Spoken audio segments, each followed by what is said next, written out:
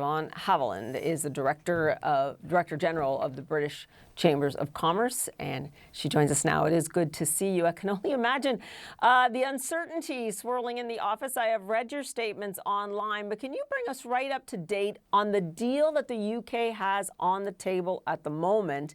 And if this stays at 10%, what does it mean for that deal? I mean, I noticed in one of your releases, you actually called the whole situation perverse. Yes, indeed. So it's been a very busy weekend over here. So as you say, at the moment for the UK, after Liberation Day last April, we negotiated a 10% tariff with the US, pretty much across the board. There are a few sectors that are different, but that's pretty much across the board. For most companies who weren't actually paying any tariffs, that was a significant uplift. So to hear at the weekend that 10% might go to 15% was, another sort of huge uncertainty for UK PLC. And we don't know what's going to happen next. It may well be that 15% comes in at some point in the near future. And that uncertainty is really bad for business. I was speaking to a business in the east of the UK this morning. They make record players, big exporters to the US. They just about got themselves sorted after last April, and actually sales were doing quite well. And they said this makes them feel like they are back to square one. So this huge uncertainty is bad for business. And we know that a significant number of businesses are thinking about how they can move their goods away from exporting to the US to other markets.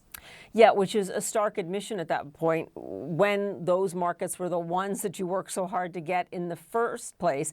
I do want to ask you, Shevaun, do you think there is a better deal to be had here with the United States? Do you believe the Starmer government should open it back up at this point, or would you be happy with the one that's already on the table if it stays in place?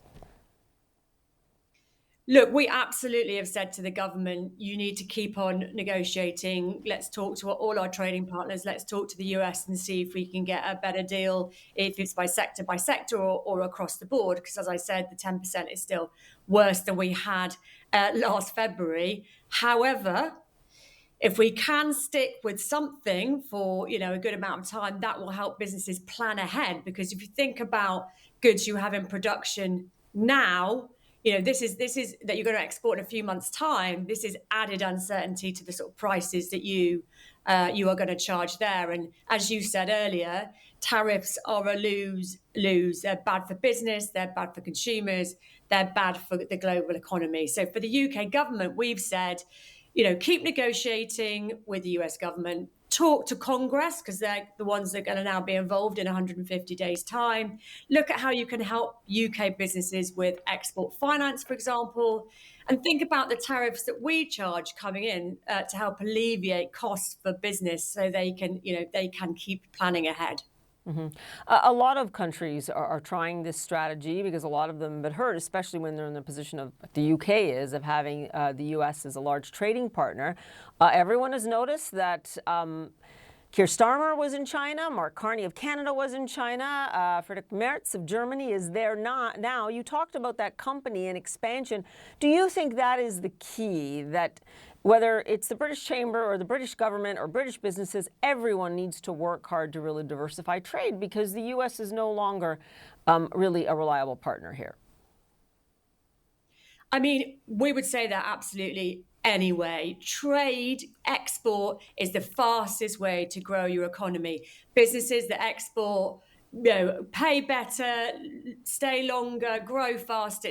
There are 190 odd, depending on how you count it, markets out there. So we always encourage our members to go and find new markets. We have British chambers in 75 countries all around the world, huge network to help you find a partner, help you move your goods across the world. So absolutely, we should be looking in all the right places.